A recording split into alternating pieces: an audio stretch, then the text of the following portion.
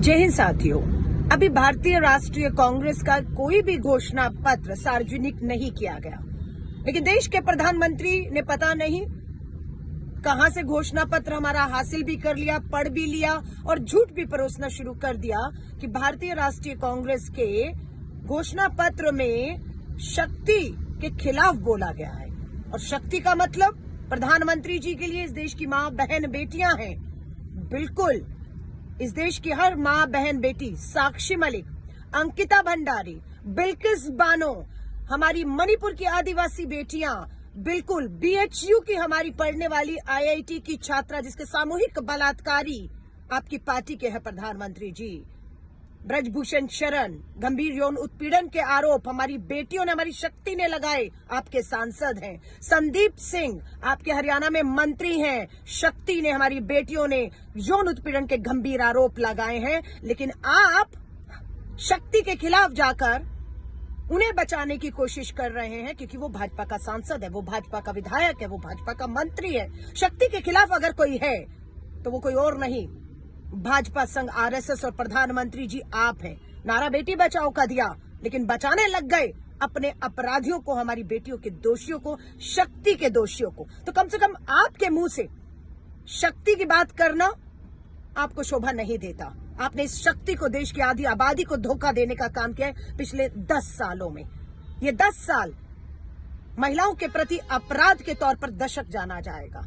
इतिहास में इस दशक को महिलाओं के खिलाफ अपराध के तौर पर जाना जाएगा, और जिसके बचाव में, शक्ति के बचाव में नहीं, अपने अपराधी दोषियों भाजपा के नेताओं के बचाव में आप पूरे 10 साल खड़े रहे हैं। ये देश माफ नहीं करेगा। बंद करिए गुमराह करना।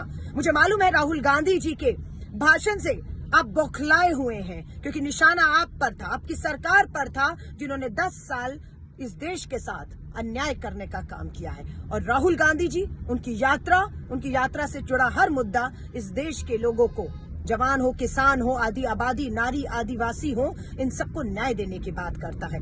बौखलाइए मत प्रधानमंत्री जी। झूठे बयान देकर जिस पद पर आप बैठे हुए हैं, सोच रहे हैं कि झूठ की गंगा ऊपर से नीचे तक बहेगी। नहीं, वो मां गंगा भी, जो शक्ति का एक प्रतीक है, वो भी आपसे खफा और नाराज बैठी हुई है। ये आने वाले 2024 के चुनाव में आप भी देखेंगे, मां गंगा भी देखेगी, देश की आधी आबादी शक्ति भी देखेगी, और हम भी देखेंगे। जय हिंद, जय भारत। नमस्कार। राहुल जी ने जो कल बयान दिया है और कल जब भाषण किया, उसके ऊपर आज सवालिया निशान पैदा किए जा गए हैं, और इससे स्पष्ट हो रहा है कि भारतीय जनता पार्टी किस तरह से चरमरा गई है, किस तरह से घबराई गई है। जब ये सवाल वो करते हैं, हमारे भी सवाल सुन लीजिए उसके ऊपर। जब हमारी महिला पहलवानों को रास्ते पे घसीट दिया गया था, उनका हक मांगने के लिए जब आई, तो दमनकारियों को घर में रख के उनको तो उन्होंने शेल्टर दिया, उनको आरक्षण दिया, संरक्षण दिया, लेकिन जो हमारी महिला पहलवान थी उनको घसीट के लेके गए रास्ते पे से, उसका जवाब कौन देगा? जब हमारी उन्नाव, हाथरस हो, उन्नाव हो या कानपुर हो, वो जो घटनाएं घटी, हमने आवाज उठाना चाहा, लेकिन हमारा आवाज दबाने की कोशिश इन लोगों ने की, और आवाज दबाने की कोशिश करके उन्होंने वो घटना को ही दबा देने की कोशिश की।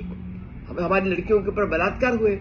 इतना ही नहीं तो कुछ लड़कियों को जलाया गया, कितनों को मार दिया गया, उसके ऊपर भी कोई बोल नहीं रहा है। और सबसे बड़ी बात, मणिपुर इतने दिन से जल रहा है, और मणिपुर में जो हिंसा हो रही है, मणिपुर में हमारी जो एक महिला थी, उसको परेड करके, नग्न करके उनको लेके गए और सामूहिक बलात्कार उनके ऊपर करना पड़ा। जब सत्य और असत्य की लड़ाई होती है तो हमेशा विजय सत्य का होता है, और ये सत्य और असत्य की लड़ाई है।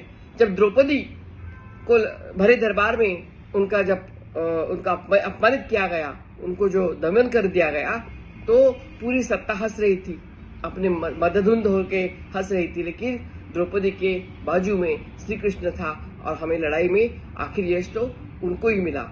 सत्यमेव जयते। कौन सी मर्यादा के बारे में बात कर रहे हैं भाजपा आज के दिन? किस बात पे धज्जे उड़ाए जा रहे हैं? महिला शक्ति, क्या किया आपने महिला शक्ति के लिए? किसने दिया अधिकार महिलाओं को? 33%। हर गांव में MPP सरपंच बन के आए, किसने दिया? कांग्रेस पार्टी ने दिया। हेलो, याद दिला दूं, पार्लियामेंट में आपने क्या कहा था? एक मर्यादा पुरुषोत्तम राम की जो पूजा करती थी, जिसको चाहती थी शूर्पणखा, उसको आप किस ढंग से बात किए थे? मेरे नाम किससे जोड़े थे आप? ये मर्यादा है। एक देश के प्रधानमंत्री पार्लियामेंट में आके इनसे सीनियरिटी की औरत को एक महिला का मर्यादा नहीं दे सके। एक ही नहीं, कईयों का। मणिपुर में जब मानभंग हो रहे हैं, क्या देश के प्रधानमंत्री ने बात किया? क्या भाजपा पार्लियामेंट में बहस की? क्या वहां कुछ कमेटी बना के आपने जाके देखा? उन महिलाओं से संपर्क किए? नहीं ना।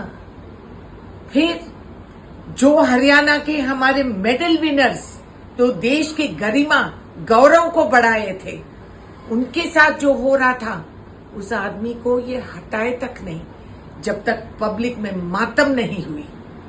किया कुछ नहीं, मेडल्स फेंक दे रहे थे गंगा में, मगर सरकार ने सर नहीं झुकाया। ये गरिमा है महिलाओं की तरफ। भाजपा सरकार और उनके मंत्रियां प्रधानमंत्री के इशारे पे जो नाचते हैं, इनको समझ में नहीं आई कि क्या हो रहा है।